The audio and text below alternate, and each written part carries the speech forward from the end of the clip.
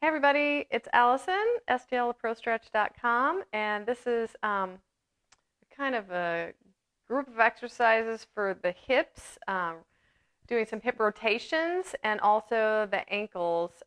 This is for Jim. Hi Jim. I hope you have fun with this. We're going to start with the band exercise that we do for your ankle. So go ahead and put your band on.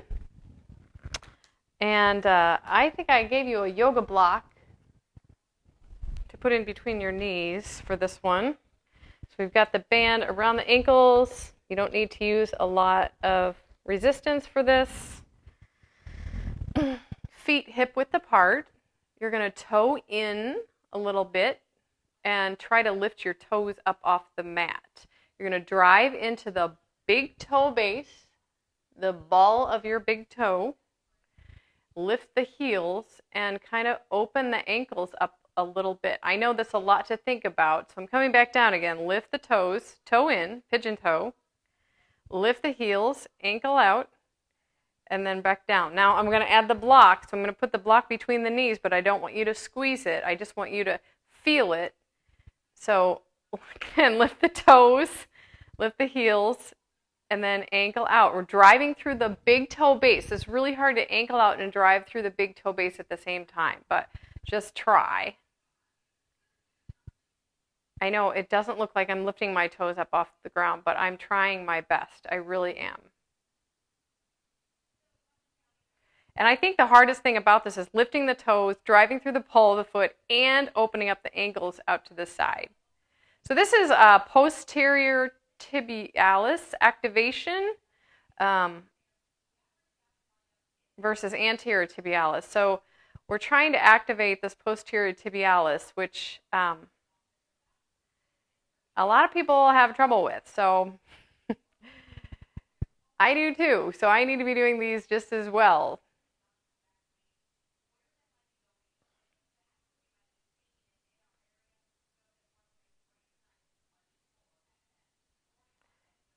All right, I'm not really counting. I'm just doing maybe 15 or so until you start to get a little bit tired. I'm starting to feel it in my calves, definitely in my toes because they're not used to being lifted up all the time.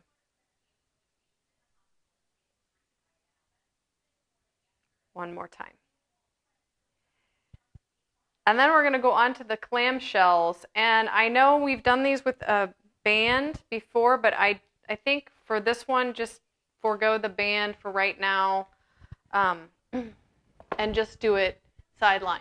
Now, you can do these up against your couch or up against your coffee table, anything that's going to give you feedback to what your hips are doing. Sideline. We want to be bumped up against that object, but only so that you can feel that it's there. We don't want to really lean into it. If you lean into it, that's telling you that you are, your hips are falling backwards. So this is the clam shell. Your feet and knees are up a little bit, and we're going to open and close. So we don't want the hips to be moving back. I've got my hand here. It should be on my hip so I can feel my hip. And I don't remember how many he said for you to do, but I think it was something like 20. We just want to lift it up as far as you can before your hips start to roll back. And some of this may just depend on how much mobility you have in your bones.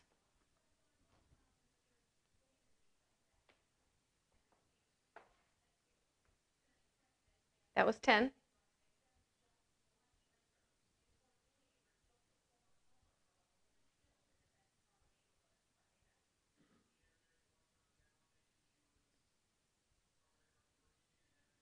I'm starting to feel it at 15. So I don't know where you are, but if you are feeling like you're cramping up, then stop. But you should be feeling it all right there. And one more time. And then we'll switch sides. So just flip over.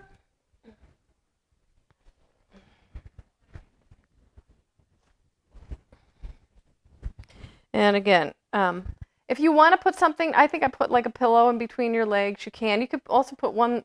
He had it kind of like 1 foot forward, but I think it's just easier just to put both your knees together and your feet together, and then make sure that you're not rolling back. So you're lifting and lowering. This is the most exciting exercise ever. I know, but I think it's really good for activating your glute medius, and your external rotators.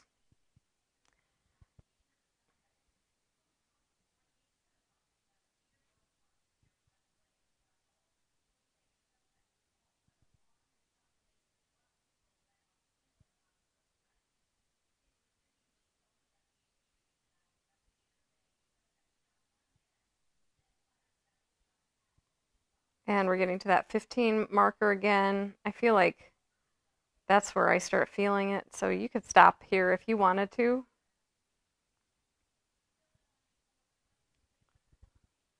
Oh, yeah, that's enough for me. Okay, and then we had done, I did that little hip rotation warm up with you, which is from a previous video that I sent to you, but I didn't have a microphone for that one. So now I do. I have a new one. So it should work pretty well. Actually, let's start on the first side, and we'll go through this one. You can put your hand right here. That's fine. We're going to stretch the left leg forward and the right leg. I'm just going to stretch it out. Actually, no, I'm going to take my right foot. I'm going to put it right here. Just rest it. And I'm going to lift the foot up and down. So this is external rotation, but we're using the anterior and the adductors to do it, so the muscles of the thigh. So it's on the other side. If that makes any sense. Probably not. And then we're going to hold it up after we get this nice and warmed up. I think I did like 10 or 15 of them. And then we're going to try to hold it up and then move the knee toward the ankle and move it back up again. I'm trying to keep my knee as close to the floor as I can, and I'm trying to keep my foot up in the air. This is a lot harder than it looks. It looks really easy, doesn't it? It's not easy at all. Good. Really only need to do maybe 6, 7, 8 of these. That's it.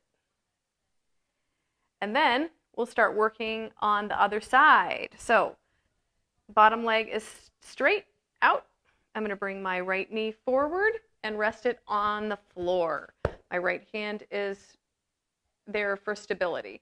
So I'm going to, actually first we're going to do the internal rotation, which is super easy for you. Actually, I don't even think we need to do it because it's easy. We're going to move on to the external rotation, which is kind of like an amped up version of the clam shell.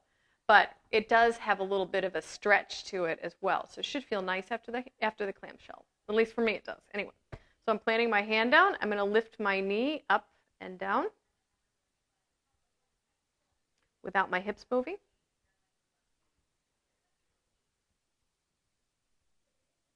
And 5 or 6, that's probably fine. I'm going to hold it up.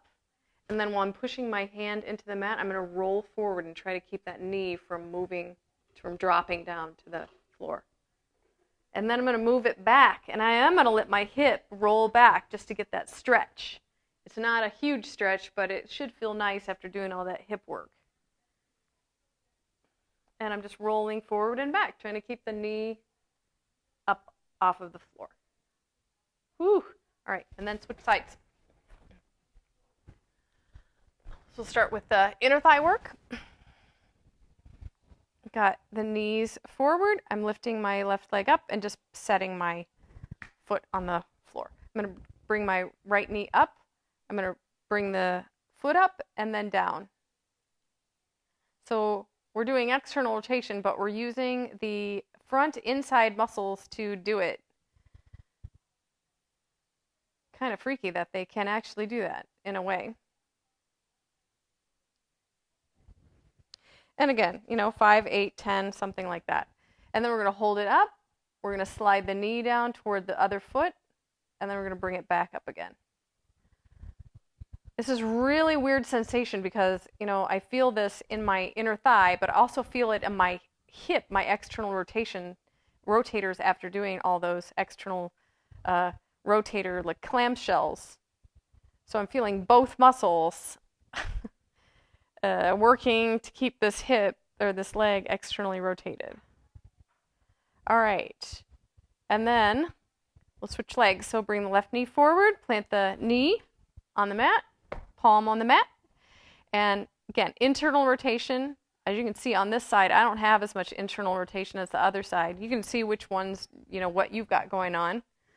But you have much better internal rotation than I do. So most people do. I am good at external rotation. You are good at internal rotation, where most people are. Anyway, so palm down, lift the knee, foot stays on the ground. We're just lifting and lowering. I can feel my core working as well. I mean, that's why I've got the palm there, because if I tried to do this without my hand there, I would just fall over.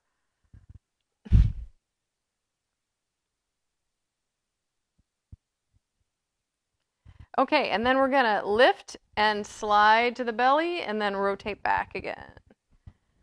Forward and back. I'm trying to keep my knee up off of the mat. The farther forward I roll, the harder that is.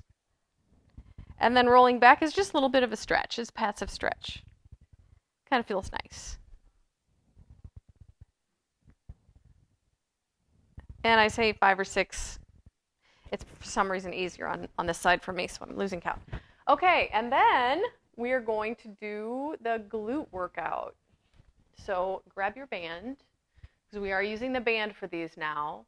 And you can start on the floor. I'm going to do the first set on the floor, but then I'm going to start to move up. You don't have to.